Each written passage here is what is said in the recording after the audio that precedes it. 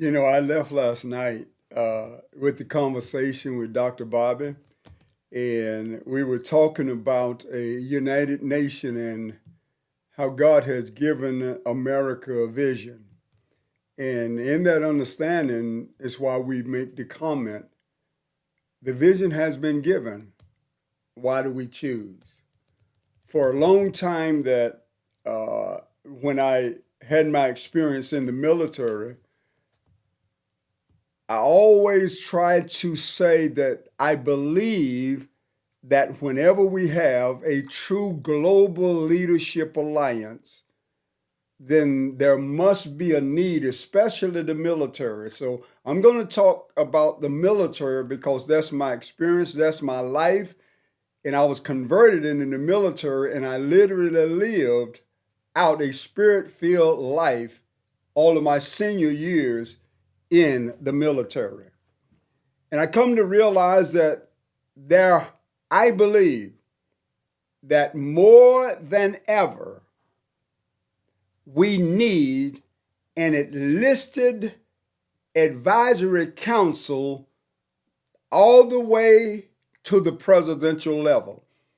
And the reason I say that is because I noticed that when we got to the level of the Joint Chiefs of Staff, then you did not see the Sergeant Major.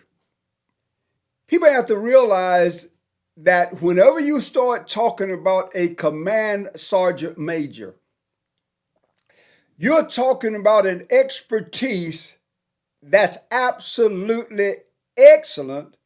It's broad in its understanding and in its scope, and their heart is always purpose before pleasure. Let me say it again.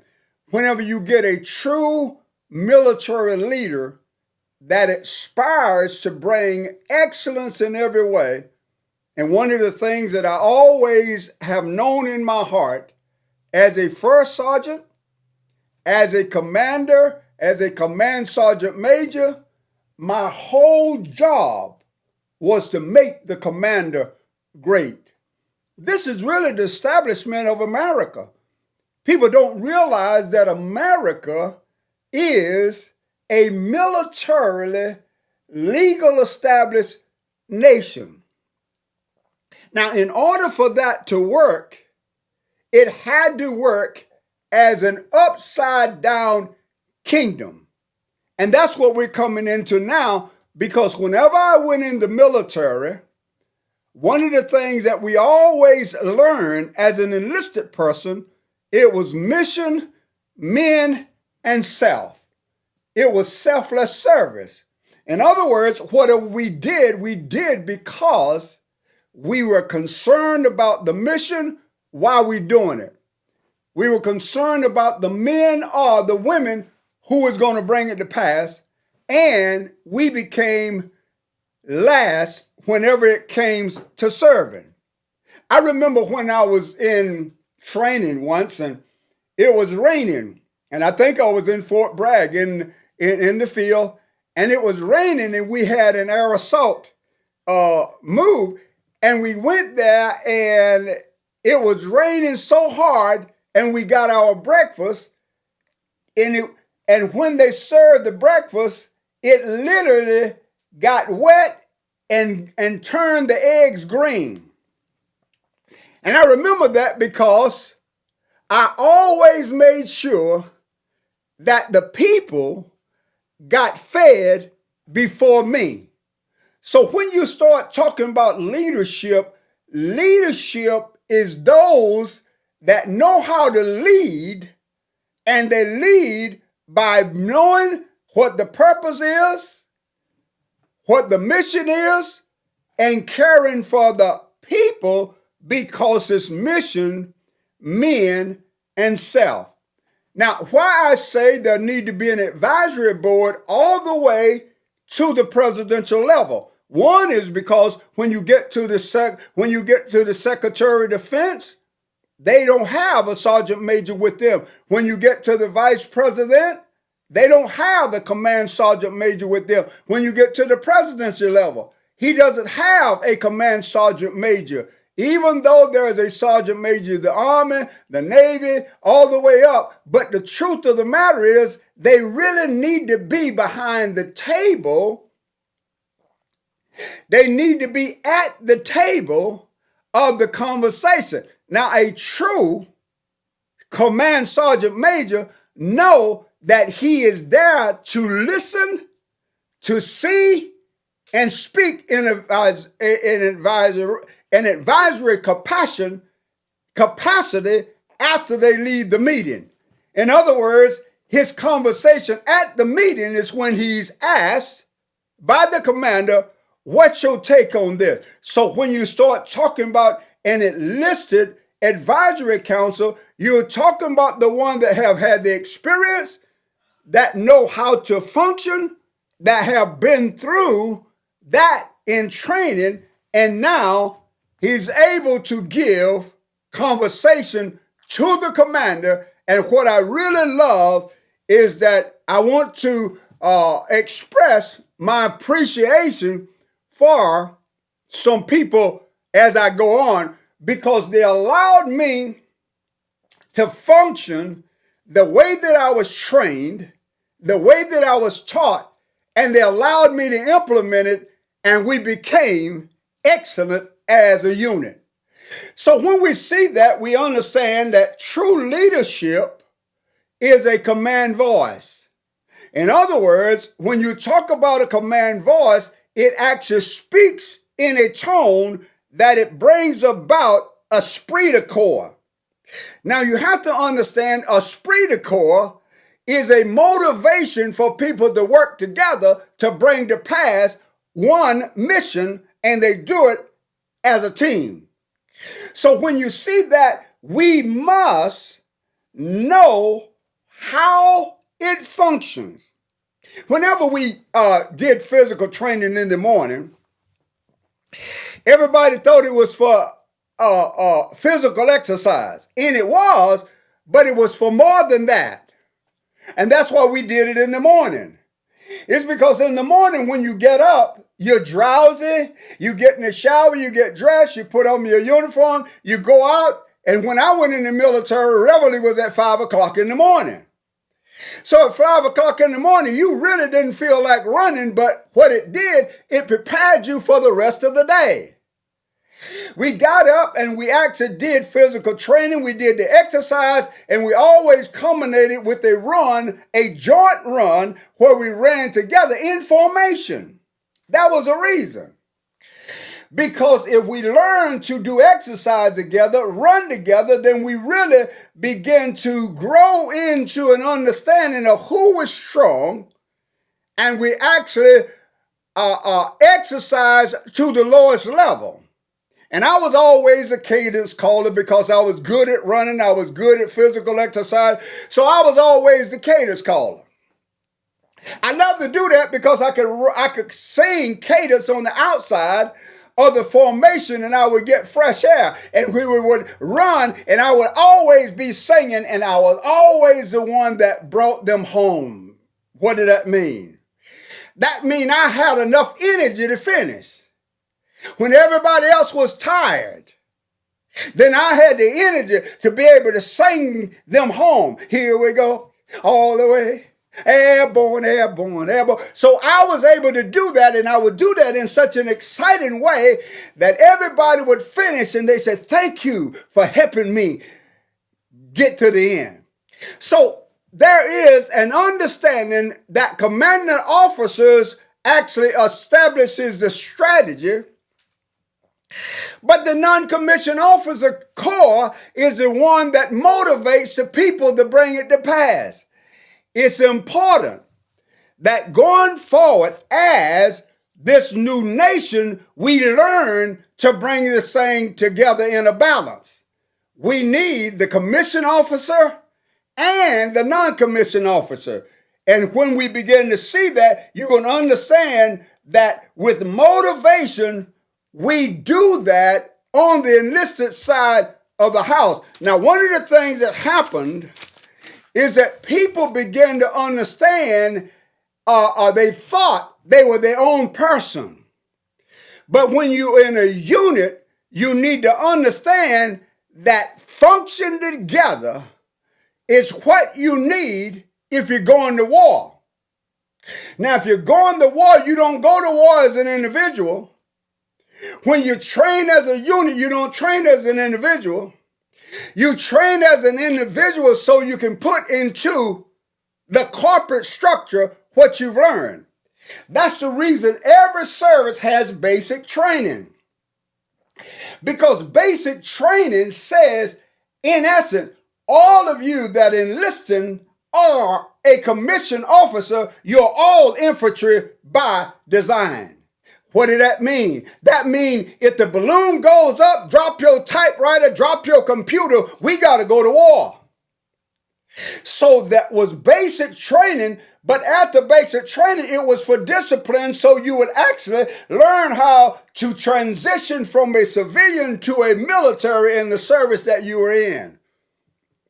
Once you were there, then they gave you individual training. They made you proficient in what you would do in the unit once you got there, so this was called advanced individual training.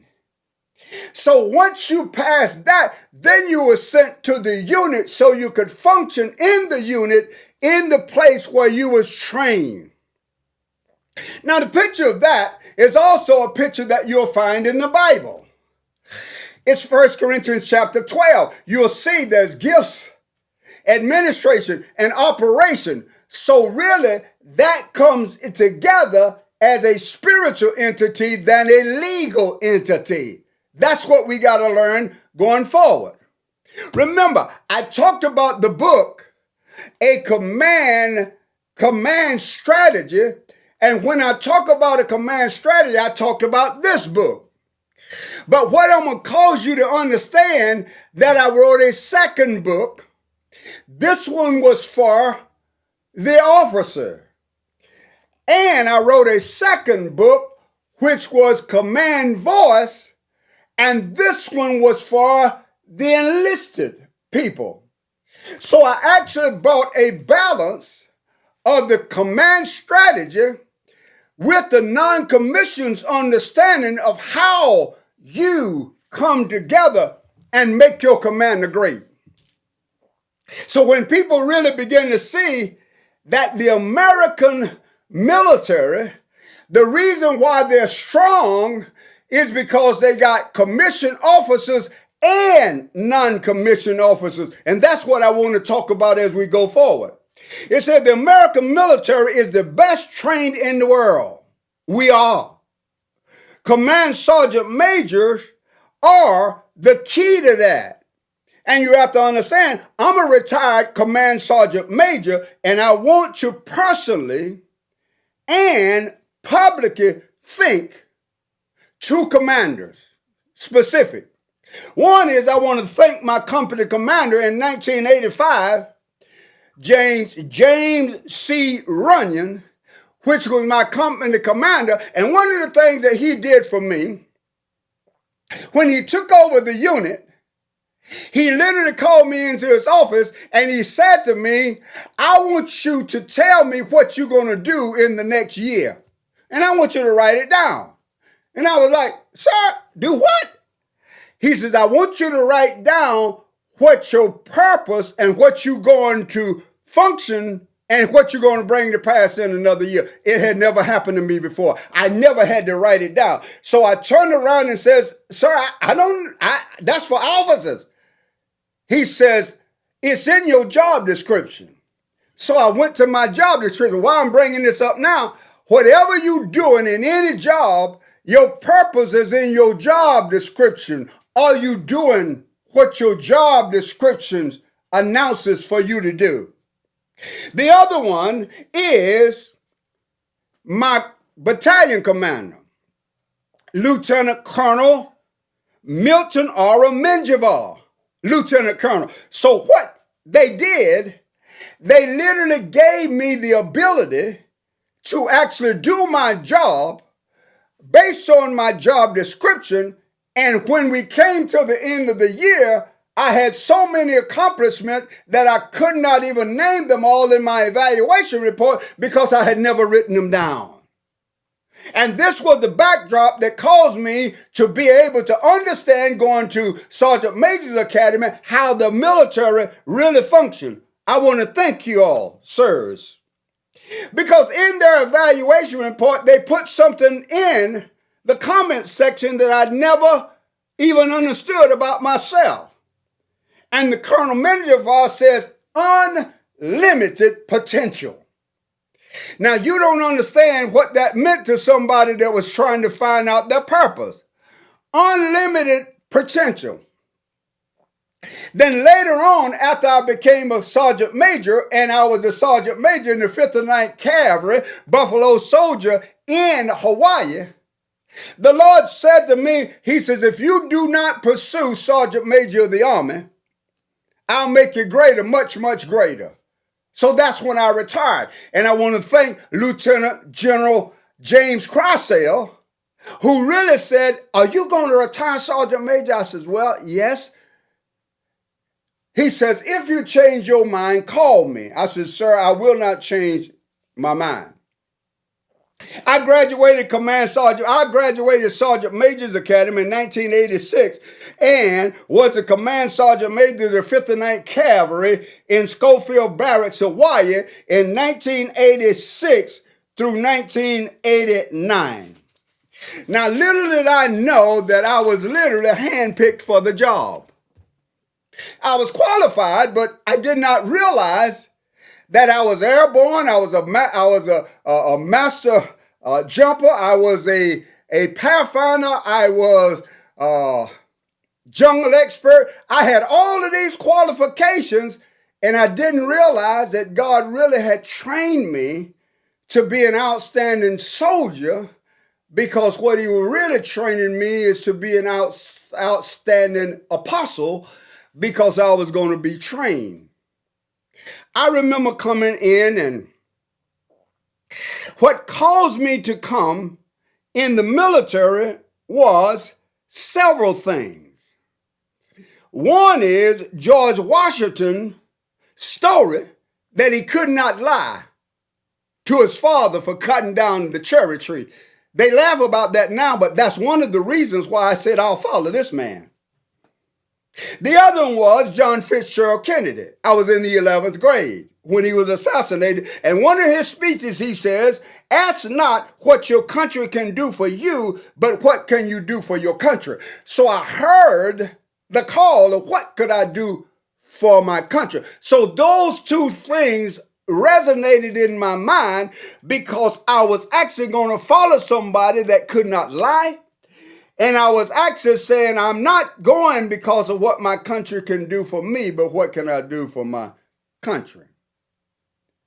So one of the things happened is that when I went on recruiting duty,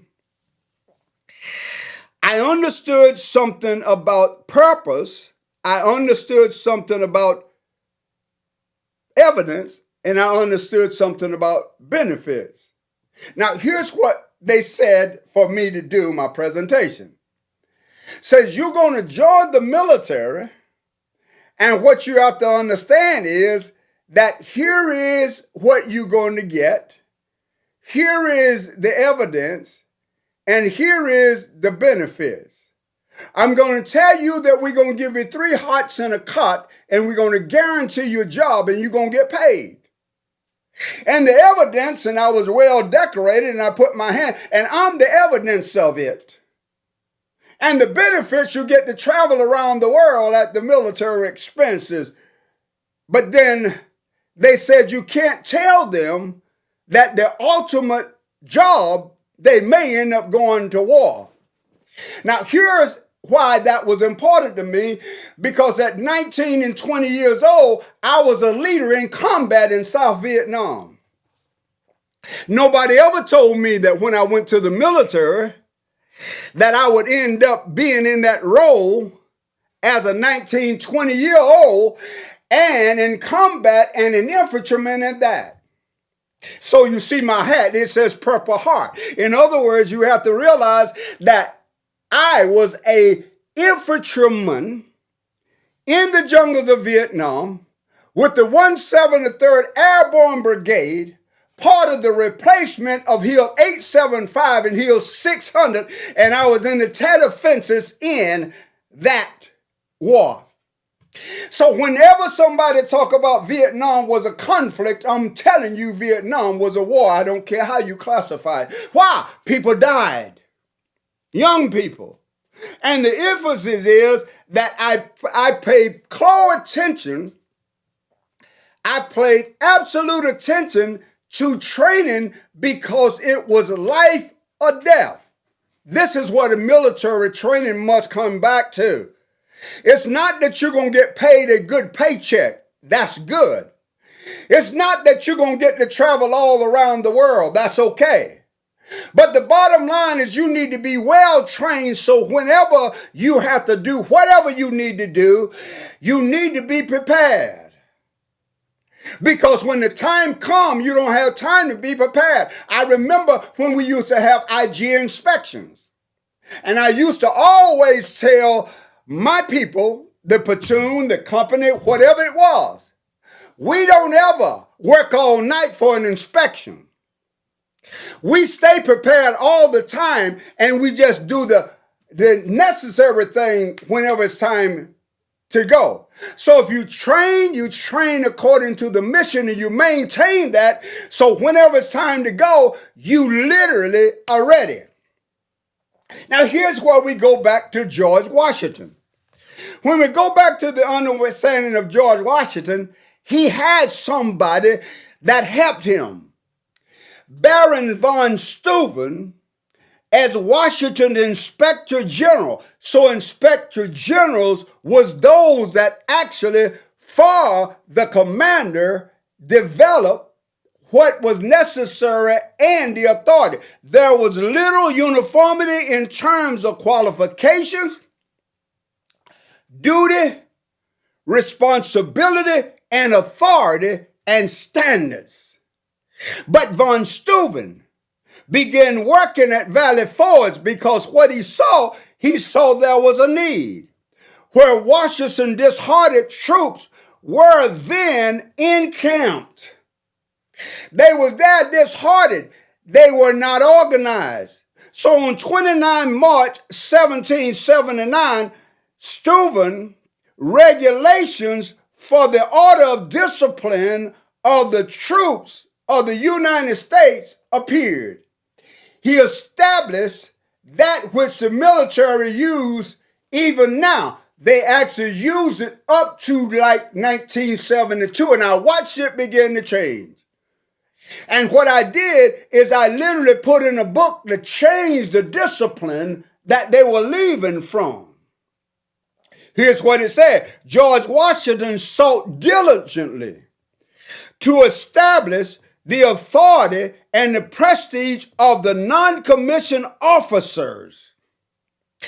In 1780, he wrote, quote, "It need not be argued that the regularity of the service depend on having sufficient number of good non-commissioned officers," unquote. So he saw that non-commissioned officers was the key to preparation for battle. I listened to a interview yesterday of a retired lieutenant general, which was a special forces guy. And one of the things that was asked the question, one of the last questions was, he asked the lieutenant general, "Who was your sergeant?" And he says, "I have several of them." He says, "Even though I'm retired, I still talk to them every day." He said, "Well, how do you maintain?" He says, "I maintain myself by reading books, by actually getting good rest, and eating properly." In other words, what you have to do is, first of all, if you're going to be good at anything, you must maintain your body. If you're going to be good at anything, you need to exercise your mind and you need to learn new knowledge.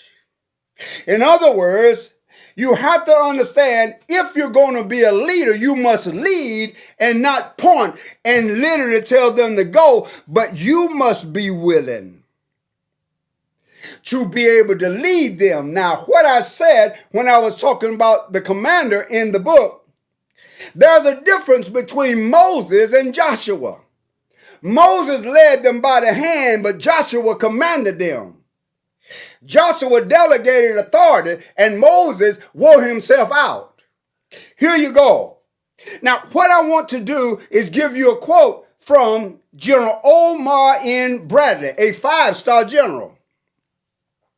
He actually says, properly led, I will follow anywhere. In other words, he was saying a military organization, if they're properly trained and properly led, they'll follow you anywhere. And he goes on to say, and here's the words. It says, the American soldier is a proud one. And he demands, or she demands, professional competence in its leaders. In battle, he wants to know that the job is going to be done right with no unnecessary casualties. The non-commissioned officers, where the chevrons, is supposed to be the best soldier in their platoon, and he is supposed to know how to perform all duties expected of him. The American soldier expects this of his sergeant, to be able to teach him how to do his job. They don't teach themselves. They should be training, and somebody should be able to teach them. I was an instructor in the 8th Army Military Academy in Korea. And what I did, I had them for 4 weeks when they came. When they came to me, I said, in the first week, I'm going to do everything and you watch me. The next week, I'm going to let you do it and we're going to do it together. The next week, I'm going to watch you do it because the commander's coming in the 4th week. I said, now what you got to realize, in the 4th week, I'm not going to show up till the inspector comes.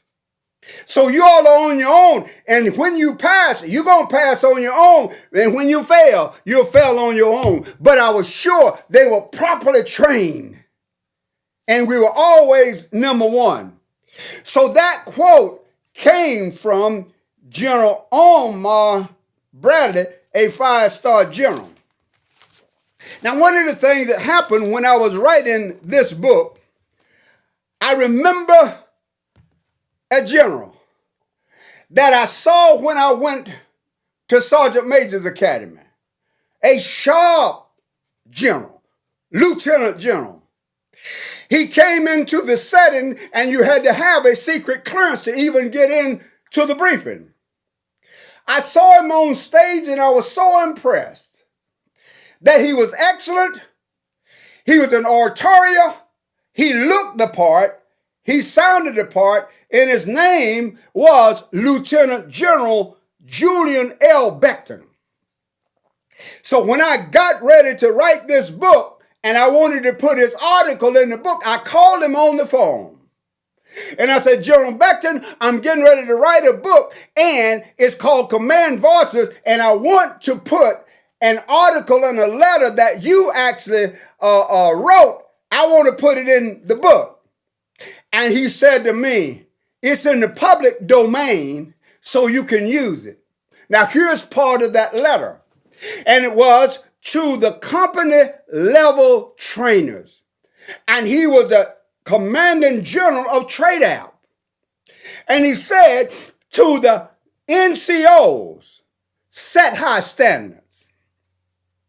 To the officers, train to your mission. Use your imagination. Develop your non-commissioned officers, NCOs. And he says, to all of you, take care of your troops. That ought to be from the president all the way down, that they echo it, that unless you have motivated people, well trained, that's taken care of, they won't necessarily do what they do with joy. Nobody goes to joy. Nobody goes to war with joy. They go with apprehensions. So what you got to realize, that he goes on to say, care and concern for soldiers is an important task that is vital to your mission.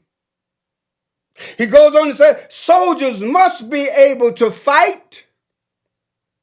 They will fight more readily for the leader who daily demonstrates his care.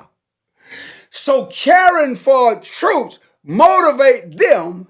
It's just like when they see you show up, it's a smile on their face because they know you care. It's his care and concern for their welfare, and that is their family. They feel like I'm part of this family, this unit. I feel like we relate to one another. We understand where each one fit. When I was in Vietnam, I was actually in a squad of 8 people. And we called ourselves the Hellcats in the 173rd. But the reason why we did is because these 8 people had each other's back. Now, why was that so unique? It was unique because 4 of them was white, 4 of them was black, and when we went downtown, nobody bothered anybody because we were a team. And when you come into understanding how to function as a team, color has no barrier because everybody must protect everybody's back. So it goes on to says that when we talk about care, daily demonstrate care and concern for their welfare and their family. Unit cohesion, commitment, and loyalty are intangibles that often makes the difference in war. Let me say it again. Even though you may not go to war, you need to be prepared to war, and you need to be so trained that people see you and never want to engage you. So what you do, you prepare for preventing war, but you're prepared in case you have to go to war. The Medal of Honor winner doesn't throw himself on a grenade to protect Washington, D.C. Let me say it again. Because if you ever interview anybody that has a Medal of Valor, they didn't do it for themselves, and they didn't do it for Washington, D.C. Watch this. The Medal of Honor winner doesn't throw himself on a grenade to protect Washington, D.C. He is protecting his buddies. He is protecting the people he cares for and who care about him.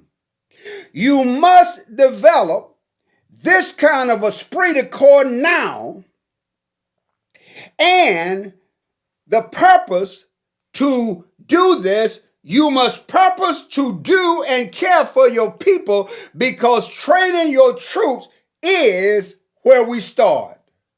So his letter was saying you need strong NCOs, non-commissioned. So they are strong professional non-commissioned officers, and you need a strong professional non-commissioned corps. It is a must, and you must understand that if we're going to become the nation that God is going to use, and he will, they're going to have to care about each other.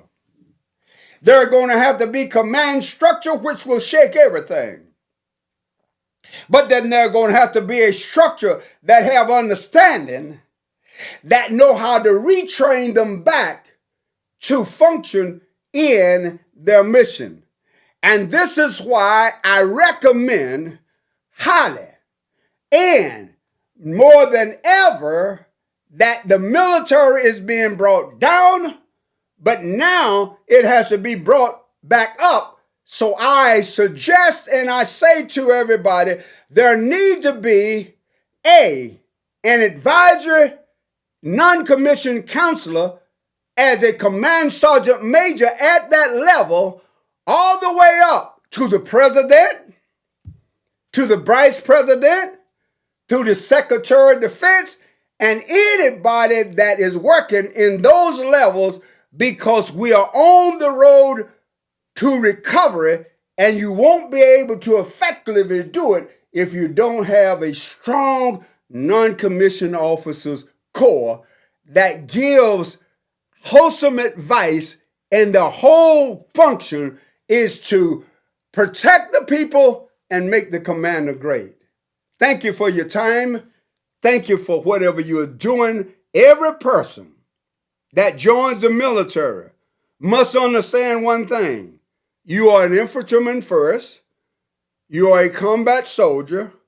You must know how to function, whether you're in the Army, whether you're in the Navy, whether you're in the Air Force, Coast Guard, or Marine Corps.